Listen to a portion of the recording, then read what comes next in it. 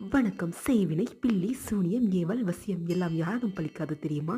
மாந்திரிகத்தின் முக்கிய செயல்பாடு ஒருவரின் மனதை சிதைத்து அதன் மூலம் அவரை செயலற்றுவராகவோ அல்லது பிறர் பேச்சை கேட்பவராகவோ இருக்கச் செய்வது மற்றும் உணவில் நச்சுத்தன்மையை செலுத்தி அதன் மூலம் உடல்நிலையை பாதிக்கச் செய்வது.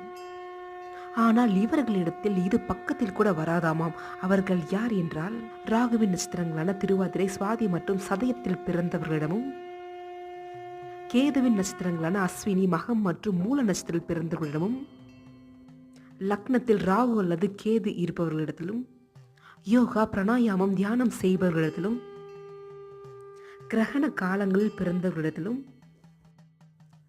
காயத்ரி மந்திர ஜபம் சொல்பவர்களிடத்திலும், வேதத்தை ஓதும் அந்தணர்களிடமும், எந்தவித செய்வினை, ஏவல், அனைத்து தீய சக்திகளும் இவர்களிடத்தில் பக்கத்தில் கூட வர முடியாது.